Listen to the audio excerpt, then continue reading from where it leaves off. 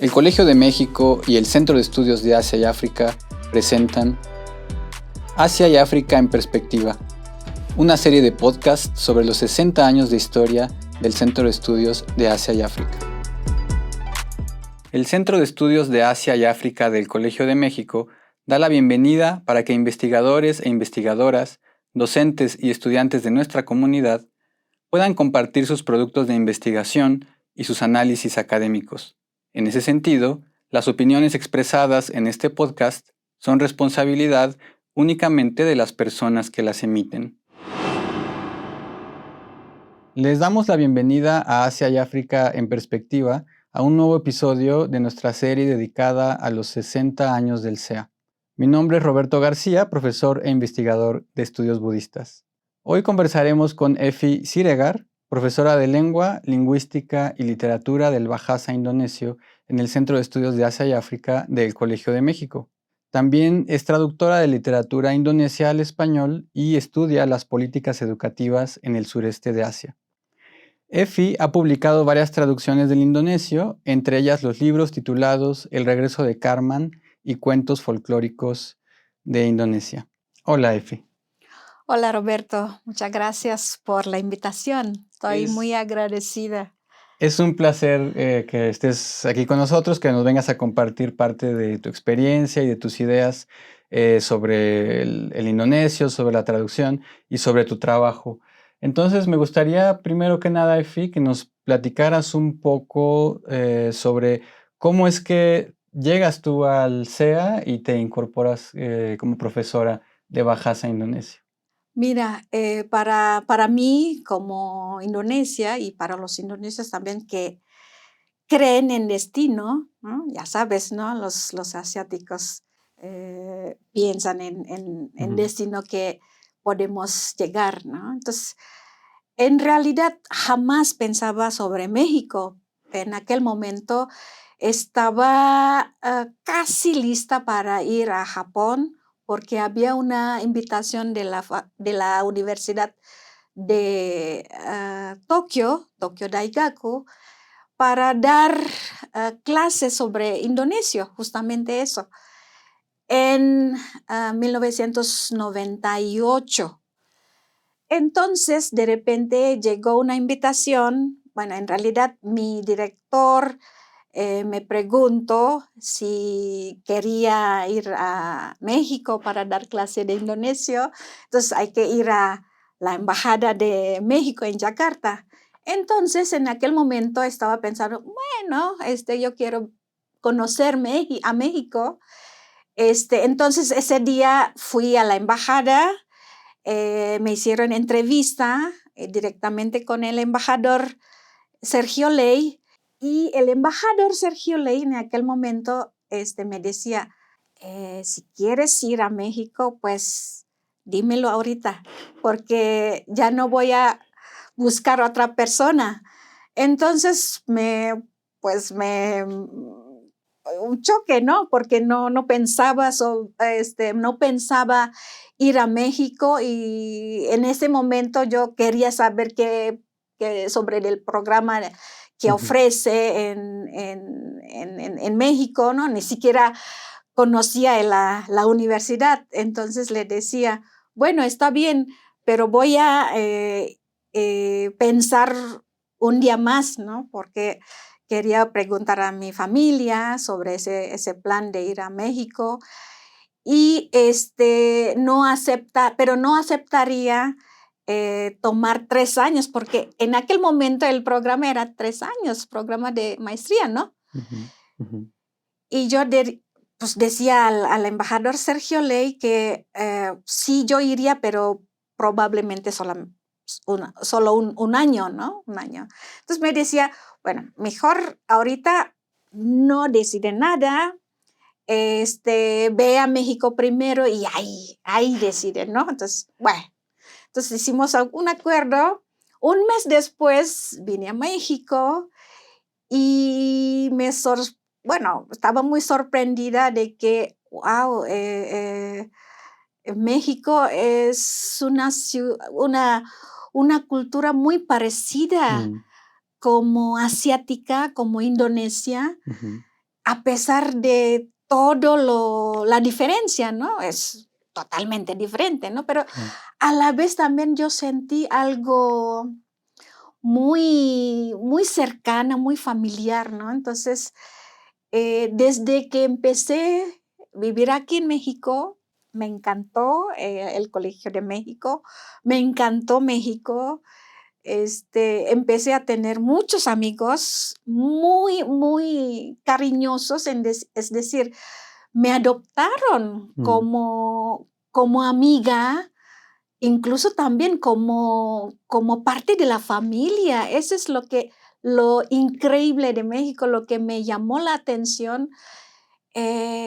La familia de mis amigos me ven como parte de su familia, ¿no? Entonces, Claro. ese sentir, ¿no? de estar en un país totalmente diferente, que yo no sabía español ni una palabra en aquel momento. Entonces, ¡wow!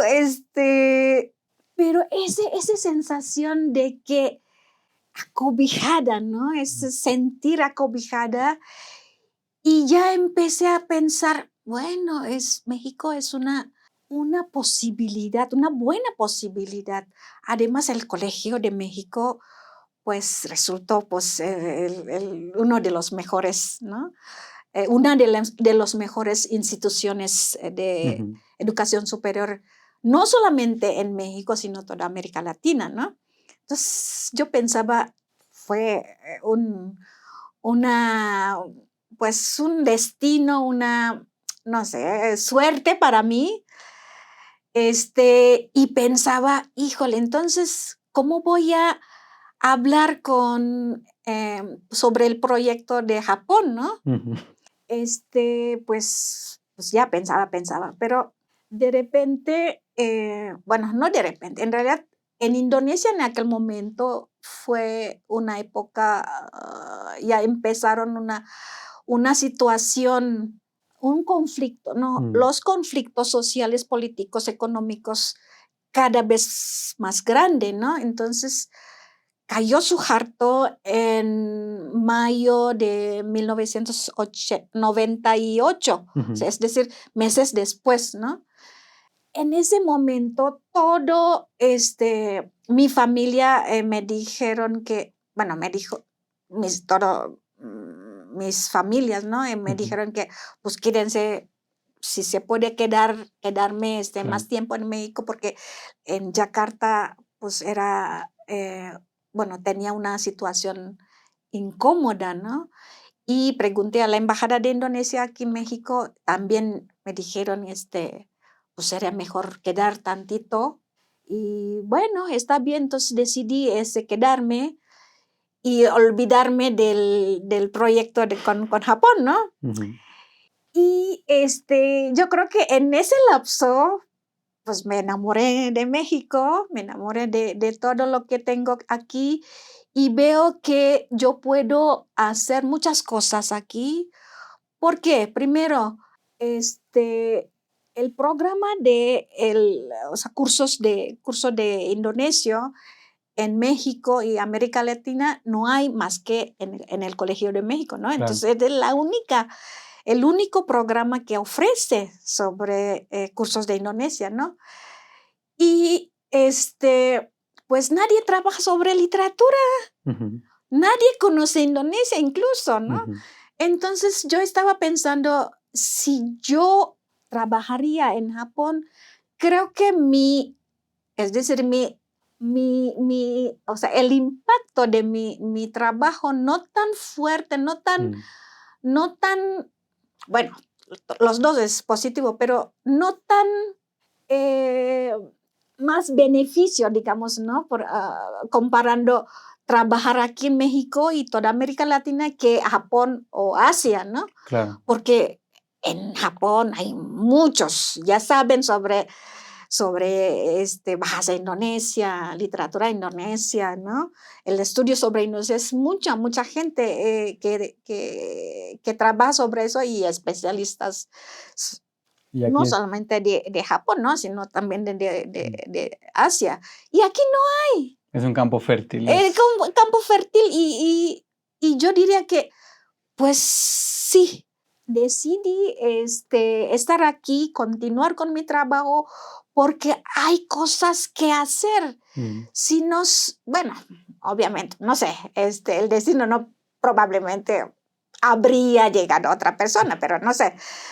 Pero como ya llegué aquí, pues tengo que aprovechar esa oportunidad, ¿no? Claro. Para mí fue o ha sido una gran oportunidad para mi carrera, pero también para dar una gran contribución hacia el estudio sobre Indonesia, ¿no? Claro. Hacia mi país, ¿no? Hacia Indonesia. Y pues ya decidí, y ya me enamoré y ya después decidí de estar aquí en México. Eso fue la historia. Y ya estás casi a 30 años de haber Casi llegado, 30 muy años, cerca de eso. 27 años sin querer, queriendo. Claro. Eso. Efi, ahora para quienes no tienen noción de qué es el Bahasa indonesio, que a lo mejor no tienen tanta claridad sobre la región del sureste de Asia, ¿podrías platicarnos un poco de dónde viene el Bahasa indonesio y en qué regiones de Asia se habla? Mira, Bahasa Indonesia, así se llama en indonesio, Bahasa Indonesia. No podemos decir Indonesia porque Indonesia se refiere, puede decir al país o cualquier cosa, ¿no? Pero Bahasa Indonesia es el nombre de la lengua, ¿no? Y nació en 1928 cuando se construyó el concepto del país indonesio, ¿no? Entonces, porque se necesitaba el nombre del bahasa, o sea, el nombre de lengua. Y como en Indonesia, en aquel momento, Indonesia era como una región bueno, hasta ahorita obviamente también ha sido una región con tanta cultura, tanta lengua, tanto pensamiento, muchas cosas, ¿no? Porque es multicultural, ¿no? Entonces, cuando los nuevos líderes de Indonesia empezaron a pensar que teníamos que construir el nuevo país Indonesia, necesitábamos la lengua nacional, ¿no? No podemos tomar de una lengua, por ejemplo, javanés o balinés o de Batak, por ejemplo, o de cualquier parte de la región de Indonesia, ¿no? Porque se puede surgir conflictos, ¿no? Entonces, yo diría que los líderes en aquel momento, ¿no? Fueron muy sabios porque tomaron una decisión de tomar bahasa Indonesia basado en lengua malayo. Pero malayo no ha sido una lengua tal cual, ¿no? Sino digamos, como una lengua en general, porque en Sumatra sí hay malayo, pero no podemos decir bahasa Melayu o malayo, ¿no? Sino, por ejemplo, Melayu Riau o Melayu de Sumatra del Norte, y etcétera, etcétera, ¿no? Entonces, el malayo o bahasa malayo era una especie de una lengua universal, digamos, ¿no? Que se desarrolla casi todo de la región de Indonesia, ¿no? Obviamente hay varias diferencias, ¿no? de versión malayo en Sumatra o en Java o en Sulawesi, ¿no? O otras lugares en la región de Indonesia.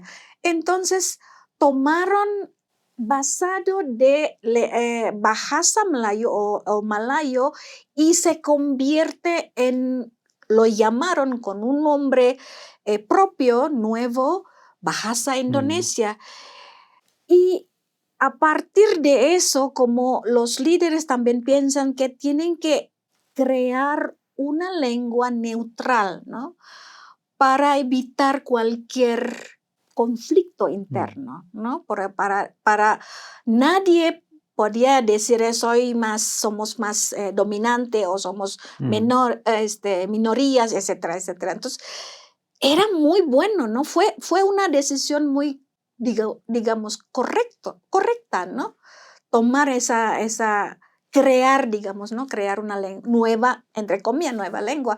Y es cierto, porque si vimos el desarrollo desde 1928 hasta hoy en día, Bahasa Indonesia se ha convertido en una nueva lengua, incluso, entre comillas, obviamente, ¿no? Claro. Una nueva lengua basada en malayo, pero ya tiene una desviación muy larga comparando con el malayo en aquel momento. Claro. Incluso tenemos que también reconocer de que malayo también se usa en Malasia, ¿no? Entonces, bahasa Melayu de Malasia, ¿no? O malayo de Malasia, que hoy en día mucha gente lo llaman bahasa Malaysia, ¿no? O sea, bahasa Indonesia y bahasa Malaysia para ver la diferencia entre la lengua de Indonesia, el malayo de Indonesia y el malayo de Malasia, ¿no? Y hoy en día ha habido mucho desarrollo, ¿no? Como lengua. Y yo desde mi punto de vista como lingüista, yo diría que es una nueva lengua. Incluso todavía ha desarrollado, yo creo que todavía falta para desarrollarse, ¿no? En el futuro. Y bahasa Indonesia, la mayoría de la gente en el mundo pues, conoce, ¿no? Sin embargo, cuando llegué aquí en México en 1997, mucha gente todavía no conoce, ni siquiera conocer a Indonesia. Claro. Y el bahasa Indonesia menos, ¿no? Y la literatura, nadie, menos mucho menos, ¿no? Entonces, sin embargo, el indonesio ha sido una lengua muy importante. ¿Por qué? Porque por la población de Indonesia es el cuarto país más poblado del mundo, ¿no? Es mucho, 270 millones de población. Bahasa Indonesia se convierte en una lengua muy importante, ¿no? Incluso el año pasado, el indonesio o bahasa Indonesia ya se convirtió en una lengua oficial de la UNESCO. Entonces, pues estamos muy, muy, muy felices, ¿no? De que Bahasa Indonesia finalmente lo reconocieron internacionalmente. Claro. Y creo que es la época donde tenemos que trabajar mucho, ¿no? Para promover bahasa Indonesia, sobre todo en América Latina, en México y en América Latina, crear más cursos. Bueno, depende también de la política pública de los países de América Latina, ¿no? Que quiere ver Indonesia como socio, ¿no? Claro. Importante para la economía, para también la cultura, ¿no? La educación, etcétera, etcétera. Yo creo que lo que faltamos es el interés tanto de los gobiernos de parte de América Latina como el gobierno de Indonesia, ¿no? Claro. Como ver como una alianza fuerte, ¿no? Ver más allá de la diversidad económica, ¿no? Ve México, América Latina como una región más próspero en el futuro cercano, ¿no? Entonces, tenemos que hacer una promo, o sea, promover, ¿no? Ujú. Promover Bahasa Indonesia. Pues, obviamente, como estoy trabajando en la literatura y promover la literatura, porque obviamente para leer las obras literarias de Indonesia no es necesario hasta estudiar Ujú. Bahasa Indonesia, aunque obviamente pues, es importante, pero es imposible, ¿no? O sea, estudiar todas las lenguas de todo el mundo es imposible. Claro. Entonces, desde mi punto de vista, la traducción de la literatura es muy importante para eso, para promover incluso, aunque indirectamente, Bahasa Indonesia, la literatura indonesia, la cultura indonesia, el pensamiento y muchas cosas más. Y pues eso es. Y justo tú mencionas el Bahasa Indonesia es una lengua muy relativamente pues reciente, de creación reciente o de formalización reciente, pero ya tiene una literatura muy rica y que representa de alguna forma esa diversidad cultural, étnica, incluso religiosa que caracteriza a Indonesia. Y parte de tu labor ha sido pues dar a conocer esa literatura. Si quieres, aquí hacemos la pausa para que entonces ya yo te dé el pie Ok. para que leas los fragmentos. ¿Con cuál quisieras comenzar con ese? Yo creo que primero es la poesía y luego voy a De leer. acuerdo. Entonces, Efi, ¿quisieras compartirnos un poco de tu trabajo, quizá también del mismo indonesio, para que quienes nos escuchan puedan pues oír un poco la sonoridad de la lengua? Bueno, antes de eso yo quiero mencionar, porque es muy importante, ¿no? La literatura indonesia en realidad ya se desarrolló mucho más antes de la creación del país Indonesia, ¿no? ¿Por qué? Porque cuando llegaron los indios a sureste de Asia, una parte importante llegaron a Indonesia, entonces crearon reinos hinduistas, budistas muy importantes, tú lo sabes, ¿no? Pero también lo importante, no solamente la religión, sino también la literatura, ¿no? La literatura, entonces se desarrolla desde ese momento, pero como no teníamos sistema de escritura en aquel momento, pues los primeros que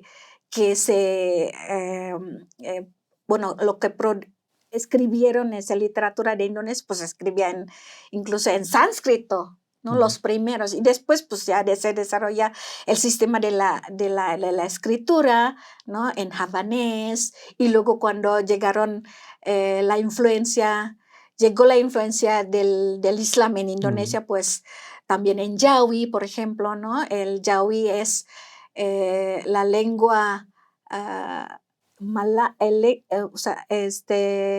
lengua malaya, pero escrita en árabe, el Jawi. Y cuando ya crearon Indonesia, ¿no? Entonces los líderes empezaron a utilizar el romano, el sistema de escritura romana a partir de pues casi el fin del siglo XIX, ¿no? Entonces, hasta hoy en día. Y la literatura indonesia, como Indonesia, así el nombre Indonesia, pues a partir de la creación del país Indonesia, es decir, pues al principio del siglo XX, ¿no? Y a partir de eso, todos los literatos y expertos en la literatura piensan que es todas las obras que se producen a partir de ese momento, entonces literatura indonesia, ¿no? Entonces, o contemporánea, a veces lo llamamos literatura indonesia contemporánea. Claro. Se refiere el que se escribe en romana, ¿no? Okay. Bien, por ejemplo, puedo... Sí, adelante, por favor, compártenos. Me gusta incluso fue mi director quien me mandó a mí aquí en México. Ajá. Y muy famoso como poeta de Indonesia, poeta Indonesia contemporánea, se llama Sapardi Djoko Damono. Y voy a leer esta poesía muy, muy famosa en Indonesia, ¿no? En indonesio, en bahasa Indonesia. Hujan Bulan Juni, karya Sapardi Djoko Damono. Tak ada yang lebih tabah dari hujan bulan Juni. Dirahasiakannya rintik rindunya kepada pohon berbunga itu. Tak ada yang lebih bijak dari hujan bulan Juni, dihapusnya jejak-jejak kakinya yang ragu-ragu di jalan itu. Tak ada yang lebih arif dari hujan bulan Juni, dibiarkannya yang tak terucapkan diserap akar pohon bunga itu. Bueno, voy a intentar traducir, aunque la poesía siempre, bueno, siempre es muy difícil, ¿no? Esa no es versión oficial de la traducción, todavía tengo que mejorar, ¿no? Afinarlo, y espero que salga en la siguiente publicación. Perfecto. La lluvia del mes de junio de Sapardi Djoko Damono. Nadie será invencible que la lluvia del mes de junio guarda sus gotas de deseos en aquella planta florecida. Nadie será más sensata que la lluvia del mes de junio borra las huellas de sus pasos indecisos en aquel camino. Nadie será más sabia que la lluvia del mes de junio. Deja que los raíces de esa planta absorban lo que jamás se expresó. ¿Qué tal? Muy bello, muy bello. Y la sonoridad del indonesio me pareció hermosísima. Sí.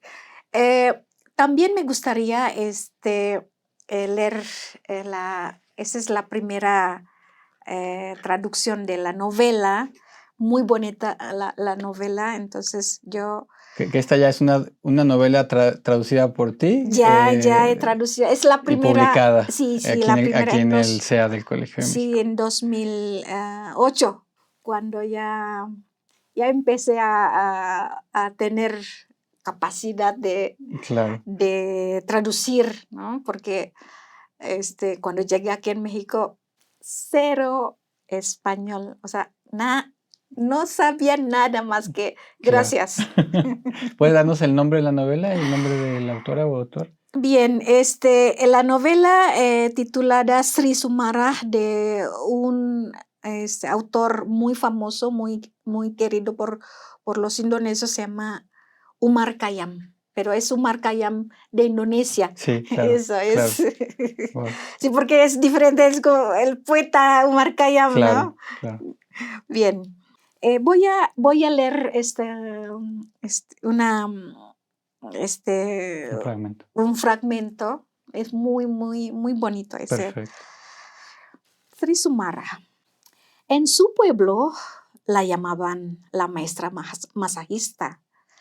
En realidad ella no era maestra masajista, tampoco era maestra.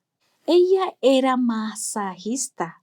Bueno, tampoco realmente, porque se suele imaginar a las masajistas como personas a las que les gustan aventurarse por los callejones de la ciudad con un bastón que golpean el piso y que suena crack, crack, ¿no? O como aquellas a quienes les gusta sentarse en la línea frente a los hoteles o moteles. Ella es diferente. Ella da masaje, pero no en ese estilo ni en esa forma. Da masaje solo cuando la llaman. Esto significa que se queda en su casa, no espera en los moteles, ni camina a lo largo de los callejones hasta que una persona viene a llamarla. Sin embargo, ¿cuántas llamadas tiene? El relajante masaje de sus manos tiene fama de ser muy eficaz.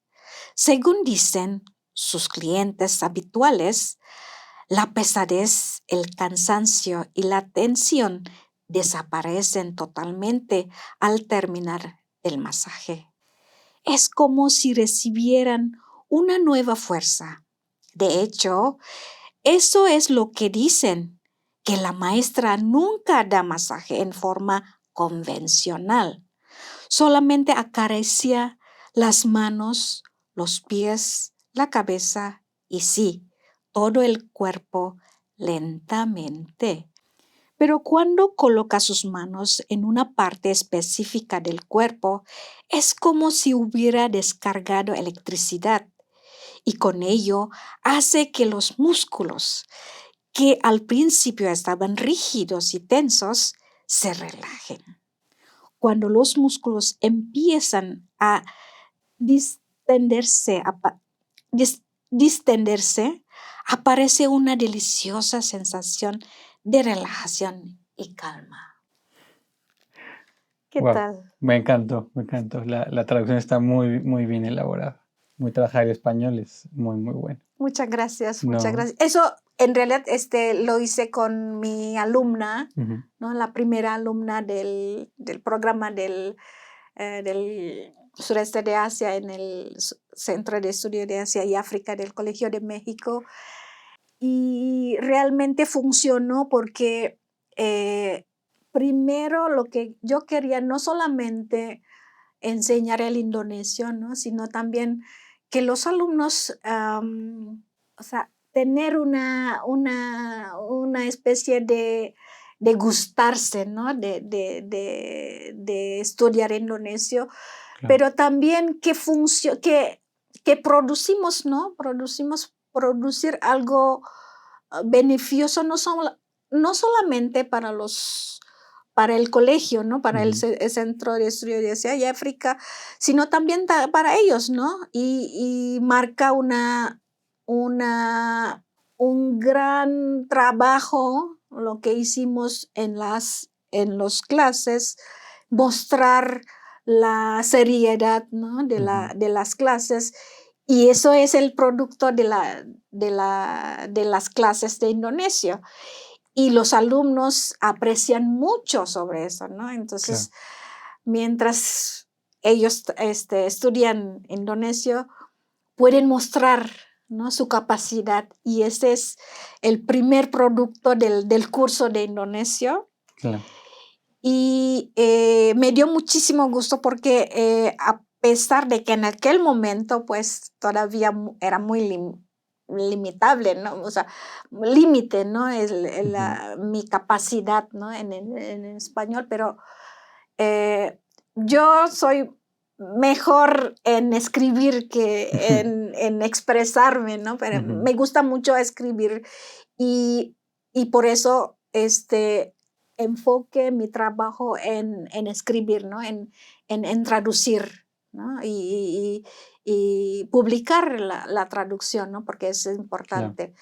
Y ese novela, cuando vi en la tienda, en la librería más importante en México, le dieron 5 estrellas de los lectores. Entonces, tuvimos un gran resultado, ¿no? Claro. Y eso nos da más energía, más esperanza que podemos traducir muchas obras literarias indonesias, ¿no? Sí, Eso es lo que es grandioso. Bueno, es grandiosa tu traducción. La verdad es que yo disfruté mucho la lectura. Ahora es muy difícil traducir porque yo también soy traductor y lo que uno hace en cierta forma es abrir una puerta hacia una cultura pues muy, muy distinta de la que está recibiendo ese texto, ¿no?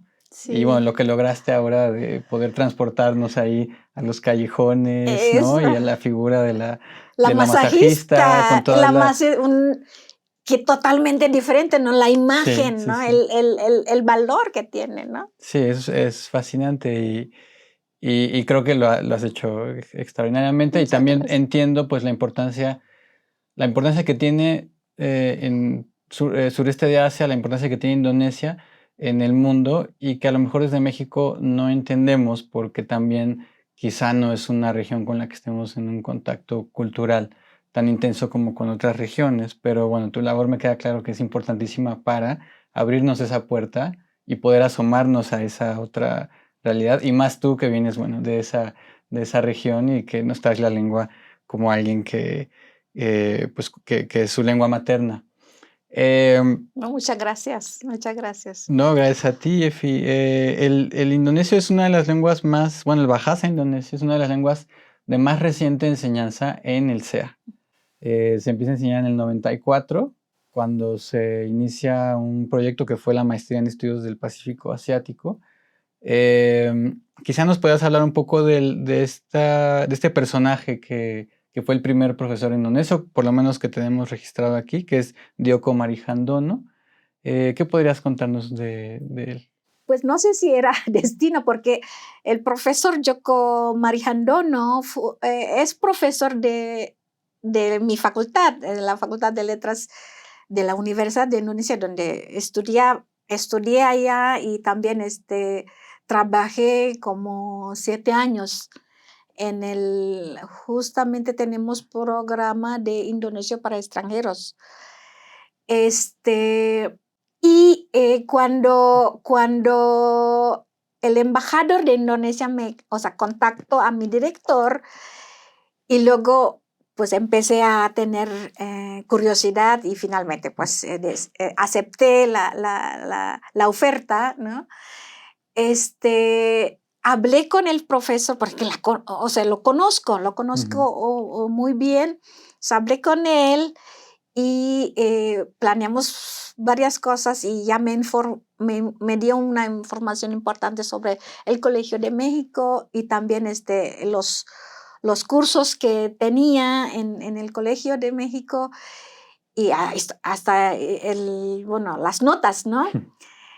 Y qué bueno que entonces yo continué su trabajo, pero en aquel momento todavía no había el sureste de Asia, ¿no? Creo que no había el área específico, ajá, pero sí ya abrió el curso de indonesio, ¿no? Entonces, cuando me invitaron aquí en el Colegio de México, fue cuando se abrió oficialmente el área sureste de Asia. Entonces, necesitaban, profesores que era de lengua y de historia, ¿no? Entonces, fue cuando me contrataron a mí para dar indonesio, y yo creo que bueno que el Colegio de México decidieron el indonesio. Bueno, no quiero comparar las lenguas con otros países del sureste de Asia. Obviamente todas las lenguas es importante para ser estudiado, ¿no? Pero no se puede entender todas las Pero no se puede entender todo porque no hay presupuesto. Ese es el punto, ¿no? Y además el sureste de Asia es muy extenso, hay muy muchísimas extenso, lenguas. Sí. Entonces, ¿qué tenemos que elegir, no? Porque es imposible, hasta hoy en día es imposible dar clases de indonesio, tailandés o vietnamita, birmanos. Malayo. Es imposible. ¿De dónde viene el presupuesto? No, ojalá sí, ojalá en el futuro sí. Y sureste de Asia es una región importante, ¿no? Desde, bueno, ya sabemos del tigre, ¿no? De Asia por la economía, pero después de la caída de la crisis económico-financiera al final de los 90, otra vez se levantó la región, ¿no?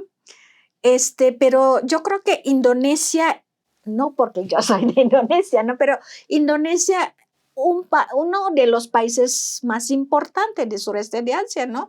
Por la economía, por el tamaño de la población, por todos los estudios sobre la religión, ¿no? La cultura y muchas cosas, ¿no? Entonces, vale la pena considerar que Indonesia es el enfoque principal del estudio de sureste de Asia, ¿no? No quiero, obviamente, todo también es importante, ¿no? Pero con todo el presupuesto apretado, ¿no? Yo creo que sí hay que elegir uno y qué bueno que eligieron Indonesia y qué bueno que eligieron Bahasa Indonesia porque es importante, ¿no? Claro. Es el más importante en sureste de Asia. Mm. Eso es. Y yo continué con el trabajo del profesor Joko Mariando, ¿no? Y pues estoy aquí y pues seguiré trabajando para mejorar y mejorar. Y yo creo que una cosa importante para marcar bueno, tú sabes, ¿no? El estudio Asia y África más importante es el Colegio de México, es decir, México, ¿no? Sí. El país México es importante para este estudio. El Colegio de México, sobre todo, el centro, todo el estudio sobre Asia y África, sureste de Asia, Indonesia, ¿no? Entonces, vamos a hacer el eco, ¿no? Más eco hacia todos los países de América Latina de que este centro es un centro importante para el estudio del indonesio, de la literatura indonesia, del sureste de Asia, de estudio Asia y África Claro. desde México, ¿no? Sí, estoy muy de acuerdo contigo, Efi. Para ir cerrando nuestra conversación y tomando en cuenta todo lo que has dicho, es decir, la importancia que tiene el Bahasa indonesio para entender la cultura de una zona tan importante como es Indonesia, y que también, si bien no podemos tener todas las lenguas de Sureste Asia como nos gustaría, es decir, no podemos tener profesores o profesoras que nos enseñen, pero el Bahasa indonesio sirve como una puerta también para aquellos que quieren quizá estudiar otras áreas del sureste de Asia, ¿no? Vietnam, Filipinas, etcétera. Pues bueno, les permite quizá empezar a explorar esa zona a partir de una lengua importante de la región. Entonces, tomando en cuenta eso, pero también tomando en cuenta pues lo que tú haces, la traducción del Bahasa indonesio, la importancia que tiene la literatura en esta lengua ya como un miembro más del espectro de la literatura universal, ¿no? Ya no solamente como una literatura regional, sino como ya un personaje, digamos, ¿no? Pensando en la literatura como un personaje, en Indonesia como un personaje que forma parte ya del gran grupo de las literaturas universales. ¿Cuál pensarías tú que son a futuro o cuáles son las perspectivas que tienes tú a futuro sobre la enseñanza de esta lengua? ¿Qué es lo que puede aportar la enseñanza del Bahasa indonesio a futuro desde donde estamos, que es el Centro de Estudios de Asia y África? Mira, yo creo que uno que lo que tenemos que aprovechar ahorita, porque el Centro de Estudio de Asia y África es el centro de estudio sobre el estudio de Asia y África más importante, más completa, ¿no? Más completo en toda América Latina. O sea, desde aquí tenemos que dar, ¿cómo le llaman? Las voces, ¿no? Transmitir todas las voces, ¿no? Del Colegio de México. Yo no veo como el centro, sino como la institución, ¿no? Ujú. Es importante esa institución como para el centro de que transmite todas las voces, ¿no? El pensamiento, el estudio, el análisis, todo.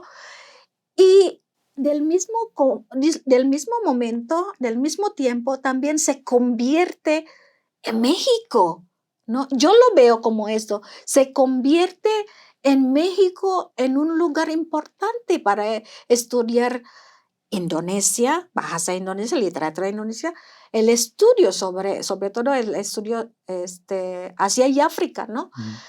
Y para el futuro, yo veo el Colegio de México va a liderar este estudio, sigue fortaleciendo, Ujú. ¿no?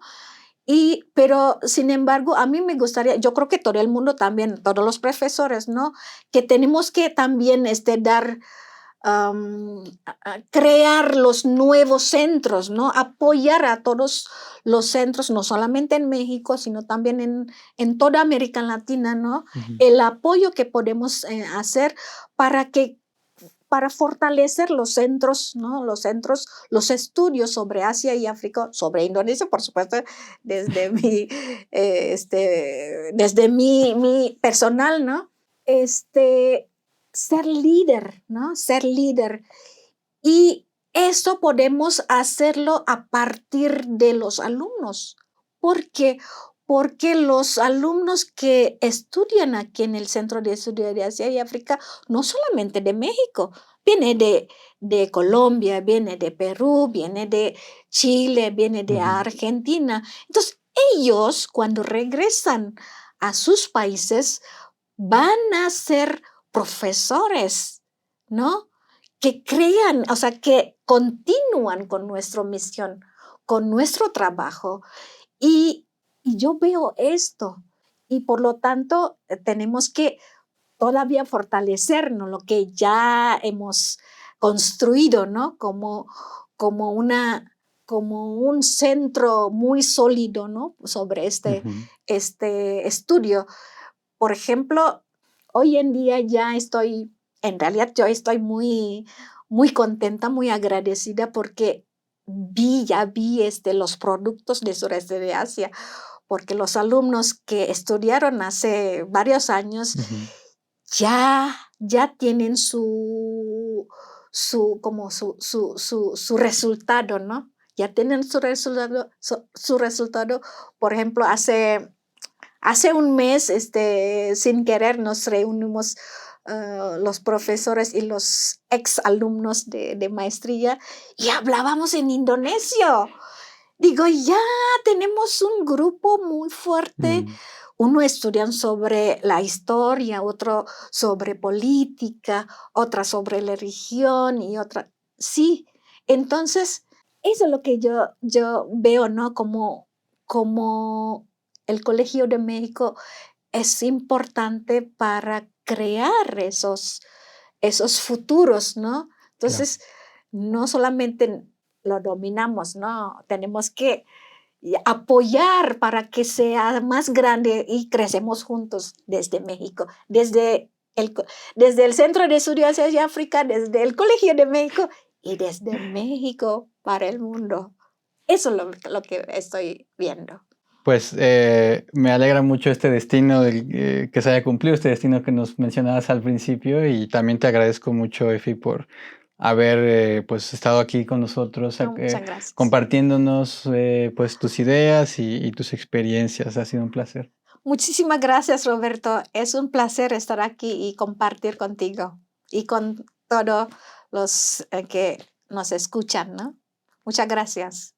Gracias por escucharnos. Les invitamos a seguir explorando distintos aspectos de la memoria histórica de nuestro centro en futuros episodios en que seguiremos conversando con integrantes del Centro de Estudios de Asia y África. Esto fue una producción de la Coordinación de Educación Digital del Colegio de México.